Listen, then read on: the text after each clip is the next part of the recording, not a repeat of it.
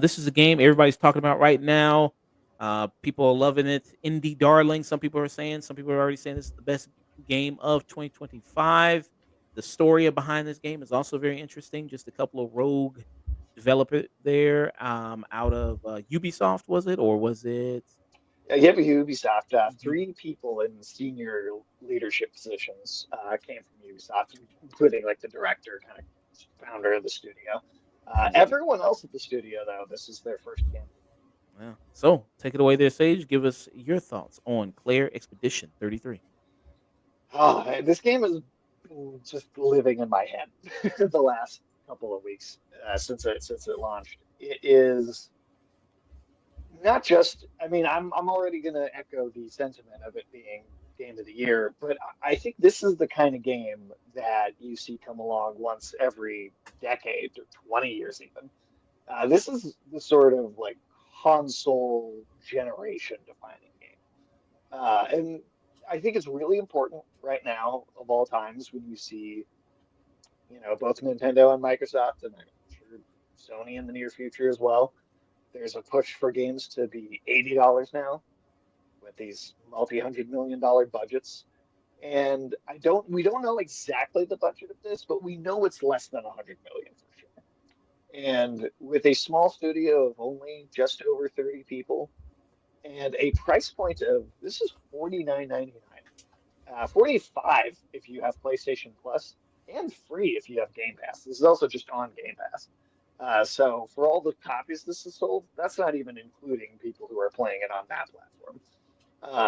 Now I'd been talking about this game since they announced it back in, it might have been Summer Games Fest last year, or it might have been a Xbox showcase, kind of August or so. And immediately I thought this looked interesting. I wasn't sure how good it was actually going to be, but I right away I had a feeling this was going to be worth checking out. And I was surprised actually how little people were talking about it before release. I felt like this looks really cool. This is going to be one of those games where something I'm super into, but it just doesn't feel like it's a mainstream conversation game. Well, then of course launch day comes around, and this game has completely dominated like the gaming culture since then. And I think it deserves every bit of praise that it's getting.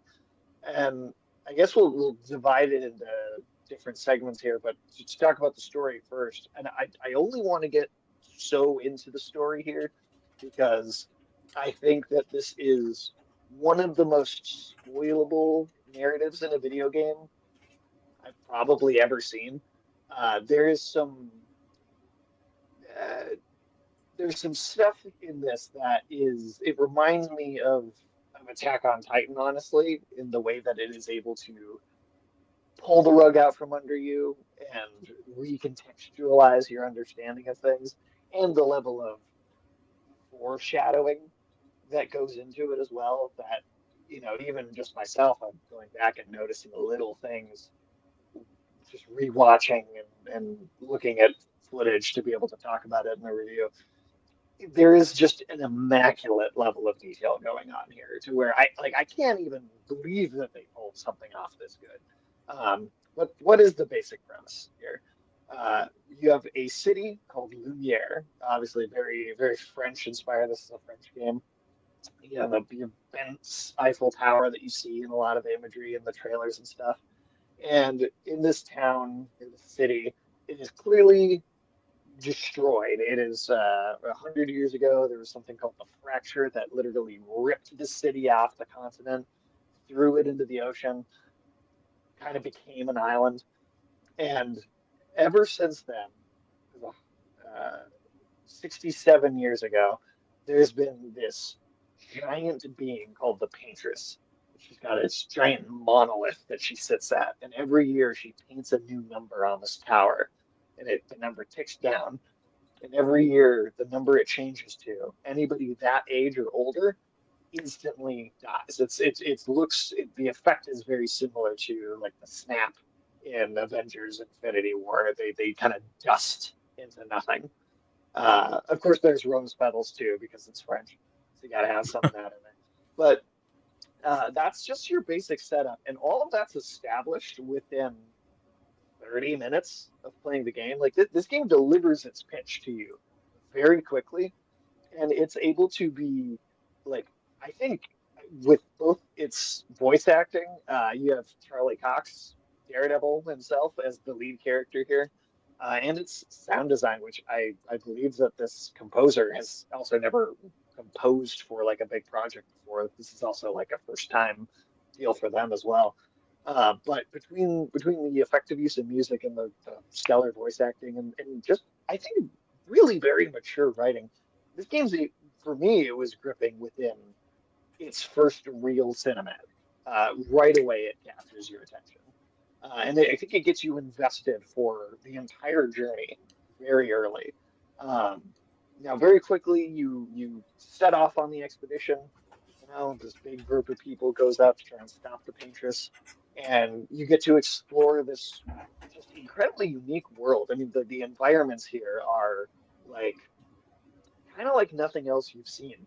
Um, the best comparison I maybe could make is it at times kind of reminded me of certain environments in like the Dark Crystal or Labyrinth, maybe like a little Jim Henson dark fantasy, but it really doesn't look like anything else you've ever seen.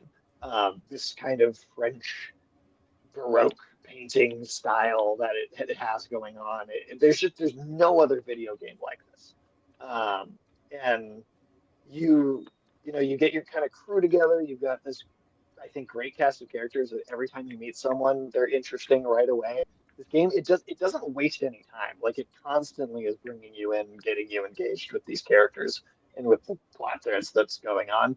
Um, and like I said, I don't know. I don't want to say too much more about the story, just because even in the first act, I feel like there are some moments that you don't want to ruin them for anyone. Like you really want to be able to experience these all of this for yourself. Um, and so like that's another thing I was going to say too, Josh. If you ever get a chance to play this for yourself, I think afterwards it would totally be worth coming back and doing like a spoiler cast discussion separately someday in the future. Mm. Are you as enamored with Clair Obscur Expedition 33 as Sage is, Tim?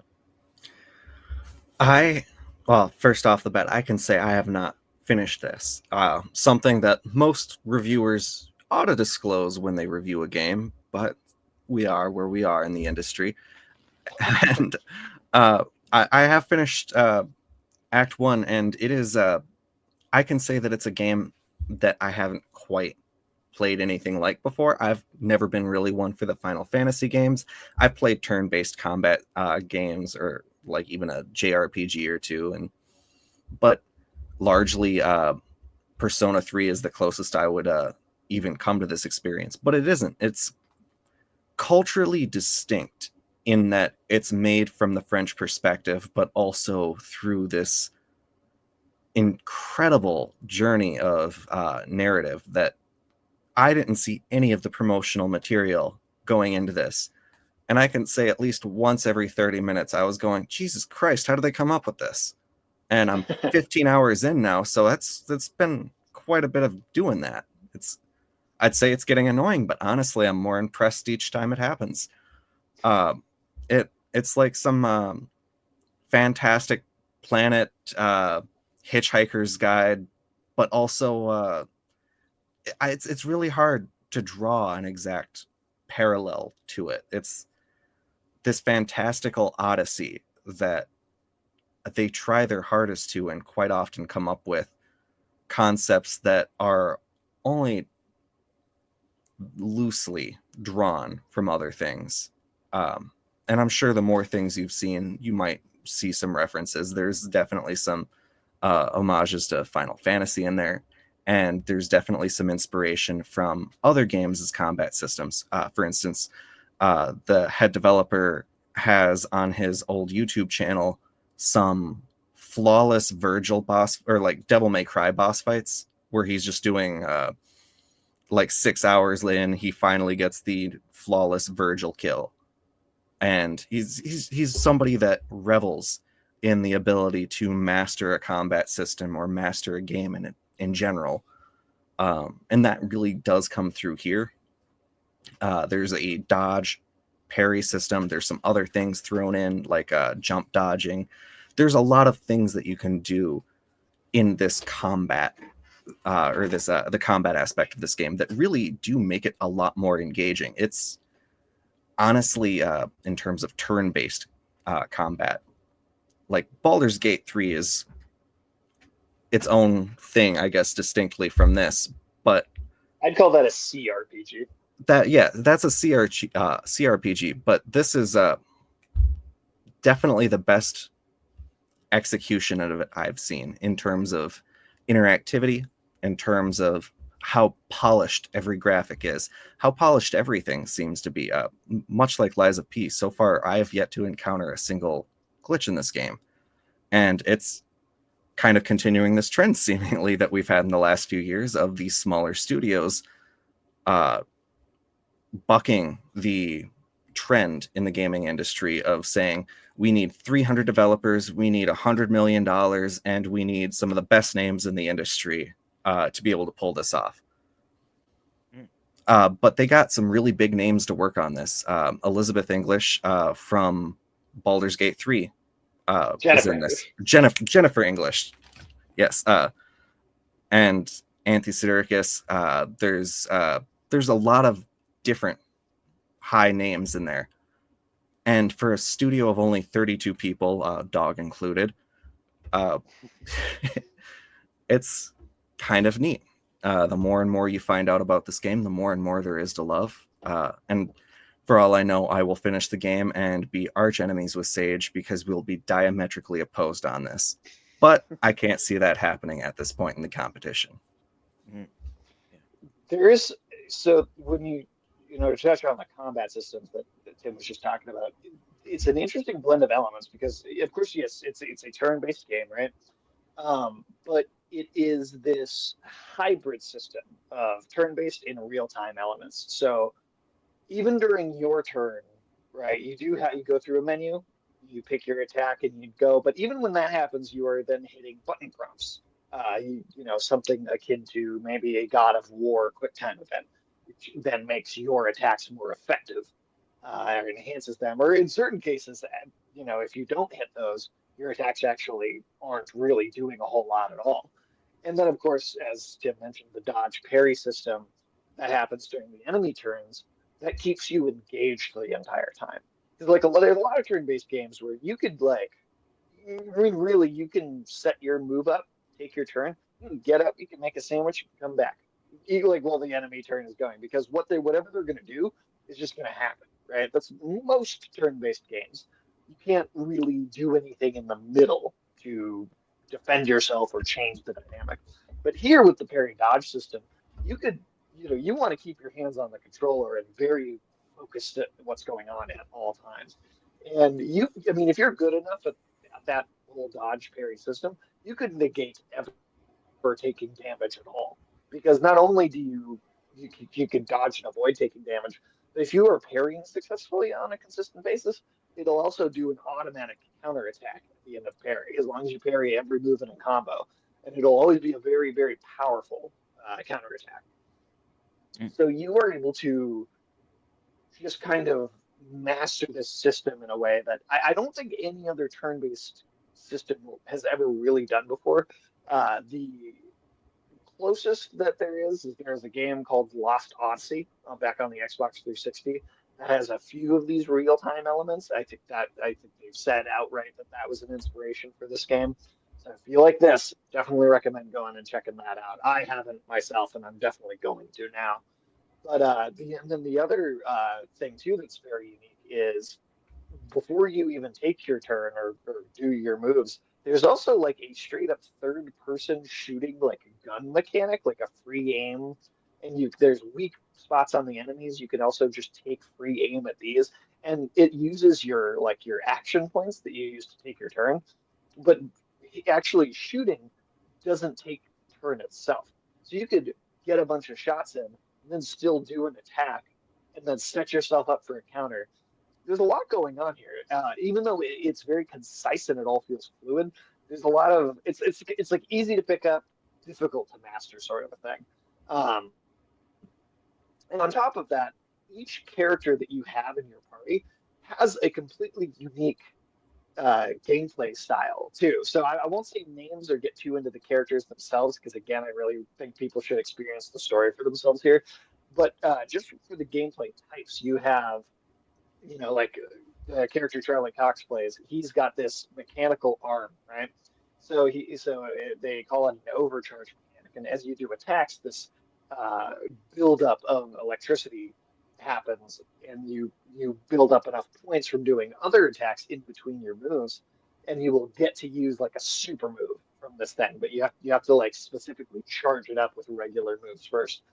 Or Mael, who's one of the other main characters you start out with, she has this whole system where she's got all these different stances where some of them do extra damage, some of them increase her defense. You kind of have to do this thing where certain moves will put her into one stance or another stance.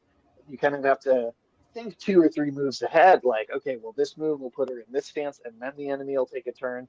And then on my next turn, I'll be in this stance, which means I can use this attack more effectively.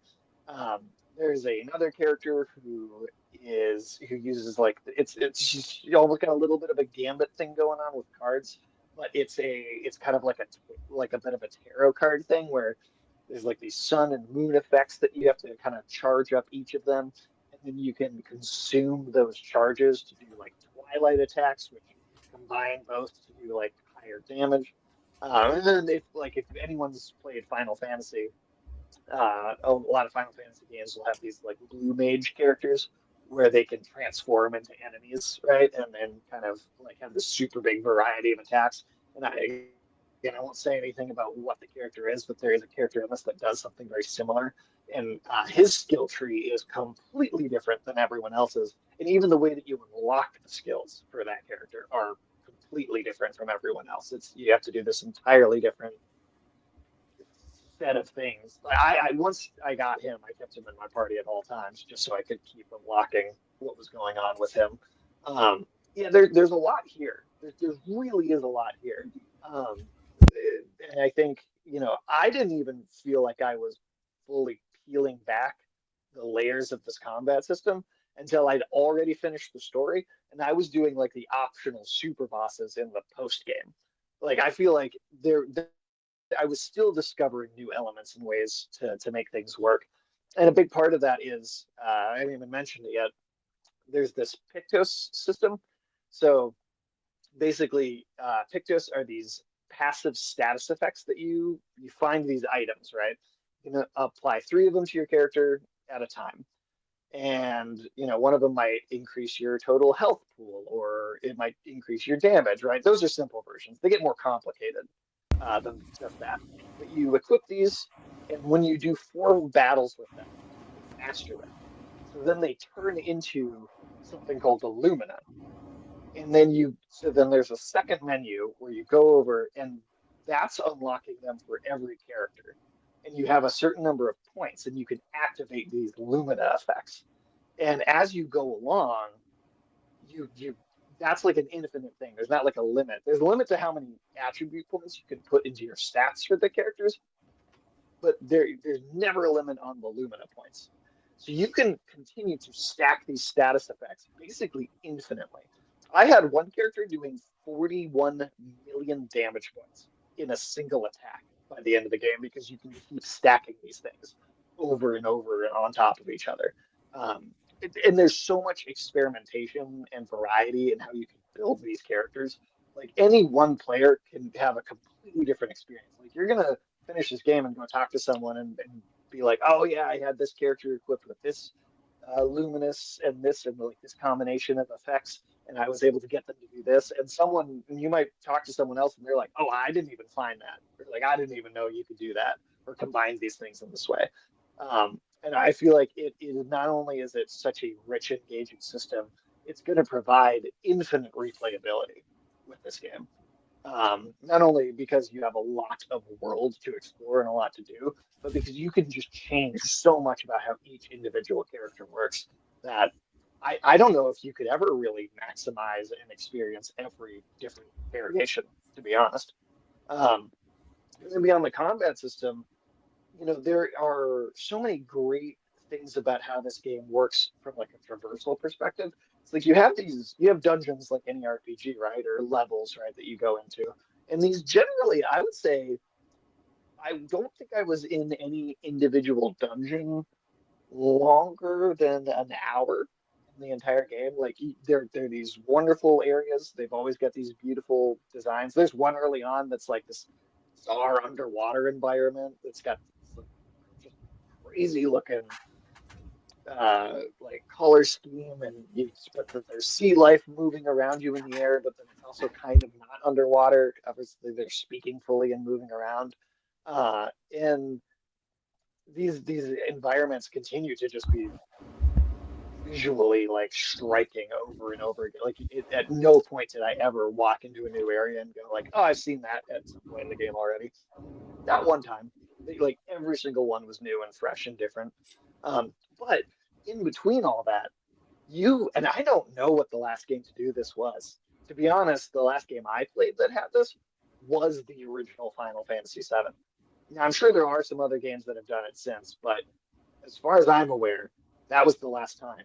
But there's an actual overworld map here where you have like a miniaturized version of the whole world, and the characters are like kind of, you know, big, bigger than they actually would be, for you to be able to traverse this whole area. It's very similar to, like, again, in Final Fantasy VII, when you leave that first city and you have this world to explore, and then you get to an area, and then you downsize and you go into it and you explore it. But the overworld itself has this massive amount of stuff to do in it, tons of optional things. I know, but it's another character I won't get too into, but you have a travel vehicle, just like in Final Fantasy VII. You have like the airship you used to fly around once you get far enough into the game. You have something that's akin to a vehicle here that just is able to. It's such a creative way of getting around. Again, it's just there's surprise after surprise. There are platforming challenges that you can find in this game that would make you think of like something like Mario at times. Um, I mean, yeah, I could keep going. There's just so much to it. Mhm. Tim, of the aspects, one of the great aspects that people are talking about with this game is the fact that of the music. The music is really incredible. Would you concur with that? Yeah, one small parallel between these two games, Lies of P and Clair Obscur. They both have a record player in the home base area, and you Yeah, can collect music as you go about the game, and you can go back to certain areas where you experienced a really heartfelt moment. You can get the soundtrack from that really heartfelt moment and play it in your camp whenever you want. And that's really neat, because a lot of times you have these really finely composed pieces, and I would say this game has a stellar soundtrack, but it's not every time you play a game with a stellar soundtrack will they go, yeah, here, just listen to the soundtrack in the game as you unlock it. Death Stranding did something kind of like that. Liza P did something kind of like that. Um, but it's not a common thing. And it really draws attention to how well crafted the soundtrack is. You get drawn into a fight, and a jazzy little number kicks off, and it emphasizes the sillier aspect of what you're doing. Or you are fighting this towering beast, and suddenly you have music with all this reverberance and this kind of grandeur to it. It really feels like this much larger than life creature is bearing down on you. And everything kind of in between there. The combat has its own music. The overworld has its own music. Cinematics, it's evocative I believe of there's a lot of eight French music. hours. Yeah, there's eight There's 8 hours. hours of music. And that means you're not listening to the same thing repeat unless you're just really chilling on the start menu, which you could. I have. I've left that play for 10 or 20 minutes while I'm getting ready to play the game because it sounds great.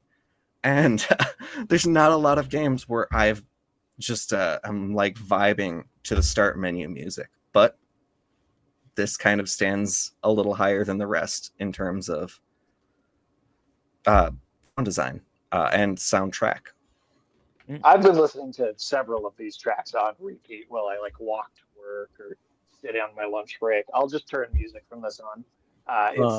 Anything It's you been can stuck in my recommend? I head. can play a little bit real quick, or I would say there is a song that is just titled Lumiere. Uh, Lumiere.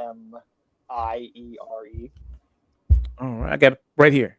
This is the orchestral section session right here. So it's like a music video they did, and this is the start of it right here of the song Lumineer. As they say. Yep, Lumiere. It's Lumineer. French for light.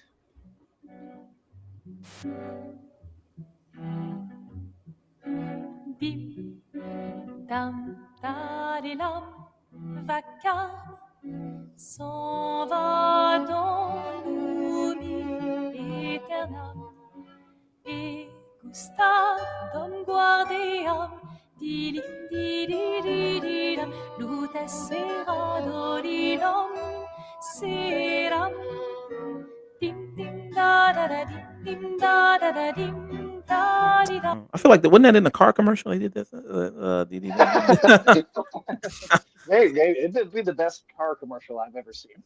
uh, very beautiful. Yeah, very very nice. Very It's also beautiful. one of the only games I know of that has done an like the music video version of like the orchestral playing of it, like because that Yeah, I don't see that much either. Like Attack yeah. on Titan did that a little bit, where you could see like the whole orchestra in like a room playing together. I don't think I've ever seen that for a game before. No, and it really kind of draws home or drives home just how much they want you to focus on the score and the sound design of this game, because from the dripping water as you're walking past a cave wall, as you're sloshing through a pool of blood, or as things are happening in the distance, there's this music weaving every moment together.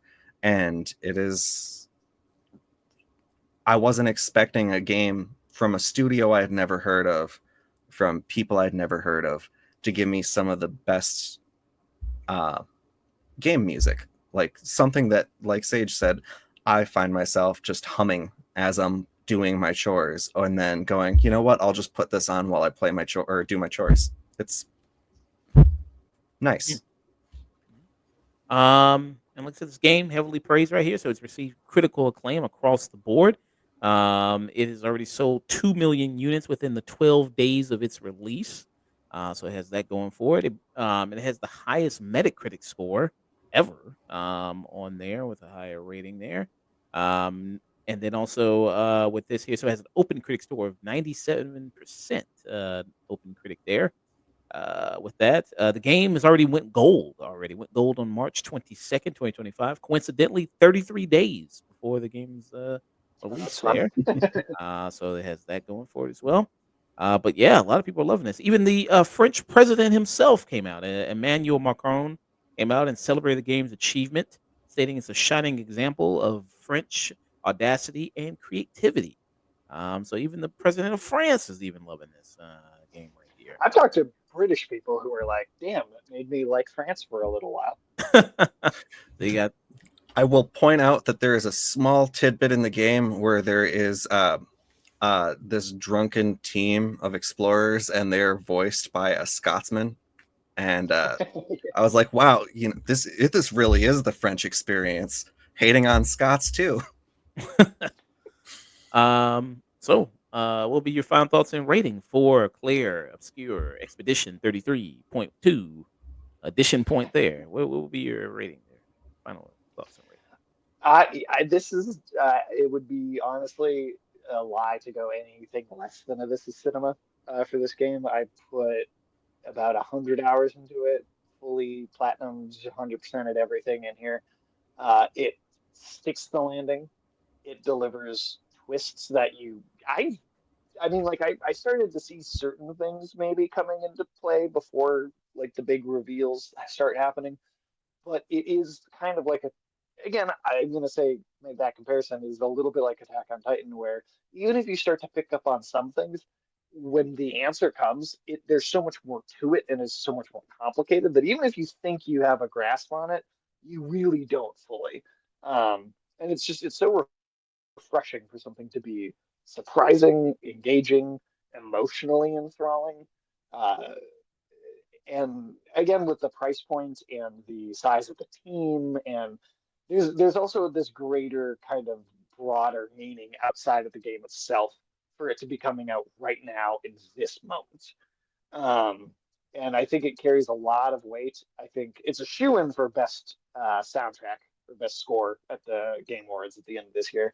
I think there's a good chance it wins Best Game of the Year as well, especially because of its broader cultural relevance. Um, I will be replaying this for the rest of my life periodically. This is going to be this is going to be a lot of people's Final Fantasy VII. Like kids, like people that are like 13, 14 right now, that maybe they've only played so many games and this is kind of their formative years.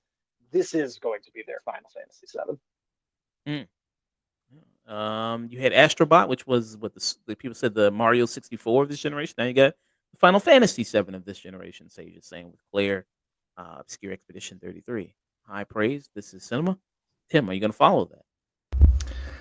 Yeah, I really want to say this is peak because I don't want it to seem like I'm just throwing out cinema everywhere, but yeah, it would be disingenuous to give it anything less. I mean, it is yet to show me anything that is indicative of any darker trends. It's been rather solid in building mystique and building it's got gravitas to it in terms of people are like, the longer it's out, the more attention gets drawn to it. It has maintained the cultural zeitgeist for well over a month, and it's not often a game can do that.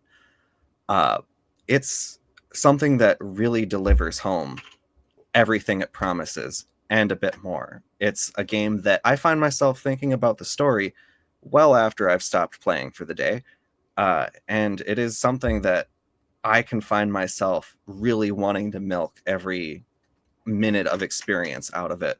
And yeah, so far, this is my favorite game of the year. And I would be really impressed by whatever is able to come out on top of it. And so I do think it has a solid chance of winning Game of the Year just based on that metric alone. We're nearing the halfway point of this year. So good luck to the rest of the games coming out because you have a $50 price point to beat. And if you had more than 30 people working on it, you really don't have that much of an excuse. Yeah. $50 for how long? How long is this So game? the story, just if you just mainline the story and ignore the side content, I'd say you'll finish it in about 30 hours. And then there is an additional at least 30 hours of side content. But really, it's going to depend on. I mean, I feel like that number only works if you beat every single thing the first try. And there are some difficult, like super bosses in the open world map once you really start exploring that post game stuff. So, like I said, for me, I got about it was exactly 99 hours on my save file when I actually finished the last thing. Mm, okay, so that's a good deal. A lot of game for $50 there. Pretty good. Remember, And New Game Plus increases the difficulty as well. okay. So there are difficulty levels with this.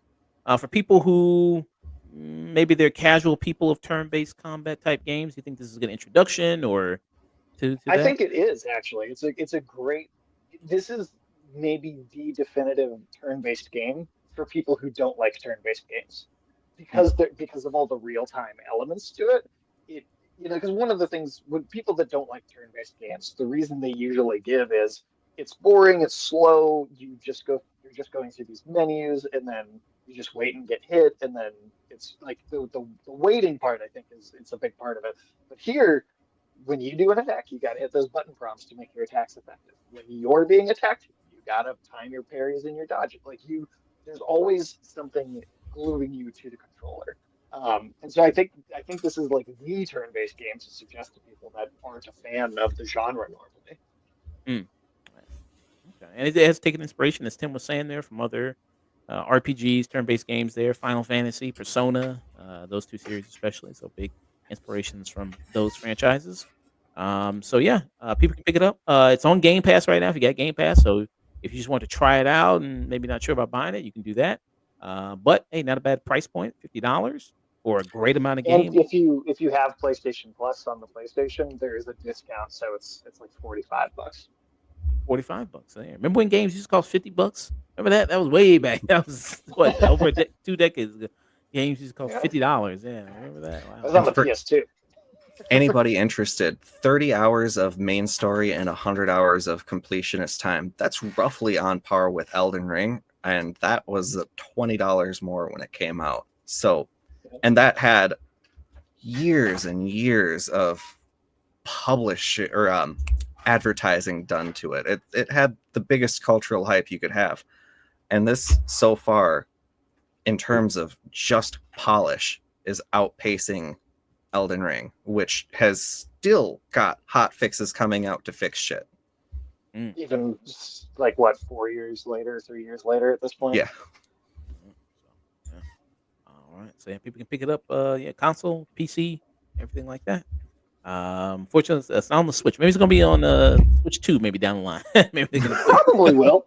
Yeah. I mean, honestly, I bet I'm sure it can run it fine. Like this thing is, this game, it looks AAA, but it's really not. And I don't know what the PC specs are to run it, but it's I mean, it's clearly just based on the way it's built and put together. It is more manageable and easier to run than a lot of other games that are, I'd say, look either just as good or not even as good as this. Mm, yeah. So high praise again from Tim and Sage there on a video game. They give Clair Obscur Expedition 33 a this is cinema all around from them there.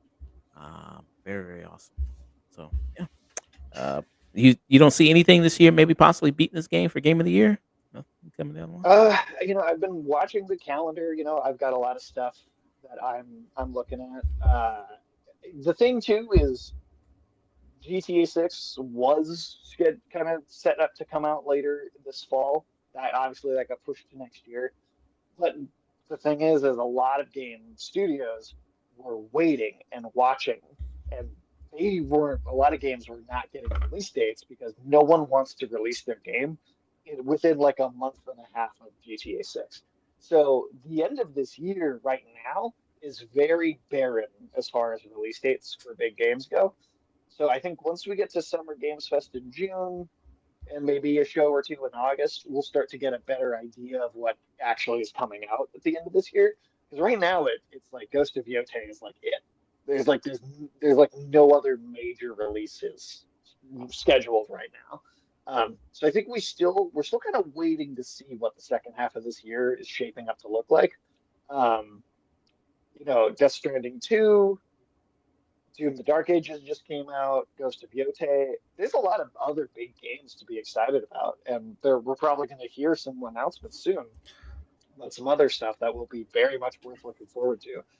But like I said before, this feels like not just like a game of the year contender. This feels like a game of the generation contender, and we might get more games that are on that quality level this year. It's possible, but I mean, it's something special. I mean, this game I like genuinely to a similar degree as something like Alan Wake 2. Like it is on that level of artistic merit and integrity. And again, with its price point and the kind of current landscape, it's got a lot of significance outside of the game itself, on top of how good the game is. And I think, even if some other great stuff comes out this year, Ghost of Yotei, it's going to be a really big budget Sony first party exclusive. Death Stranding 2, I think I'm probably going to love that game, but it is Hideo Kojima. Everybody knows him. He's making a big, expensive blockbuster game. And nothing else, I just don't think anything else is going to have the sort of AA status that this does. Mm-hmm. Okay. Even where winds meet, which is something I'd been kind of waiting a little eagerly to come out. I'm like, All right, it's wow, it's a tough act to follow, and I can see why some games are a little hesitant to give an official release date, because you kind of want the hype that is Expedition 33 to die down before you introduce anything else to the mix. It's just going to get lost in the fanfare. Yeah. Some anticipated games coming out this year. You still got, like you said, Ghost of Yote. Got that. There's the Onimusha game coming out. There's Metroid Mhm. Prime still has to come out. There is, as well as, let's see here. Let's mention that the new Super Mario. Donkey Kong Bonanza. Yeah, Donkey Kong Bonanza there. Mario Kart. Borderlands 4, I think, is coming out this year. Yes, Borderlands 4 is also coming out this year, so still some stuff there that could shake up, there. It could be maybe in contention, maybe in the game of the year category there. And like I Um, said, we're going to get a lot of announcements in the next month or so. So there's still a lot of question marks about what's even coming out this year. yeah, but yeah, Player Expedition right now, high on top. A lot of people loving it, so I'm like, go check it out. Seriously, I cannot recommend it. To you too, Josh. Honestly, I think you'd love it. Yeah, yeah. So awesome stuff. I do have Game Pass. I did download it on Game Pass, so I did do that. Very nice. It would Uh, take you about the same amount of time it took you to play Control, realistically. oh, okay, nice, very very good. All right, so this is Cinemas for Clair Obscur Expedition 33.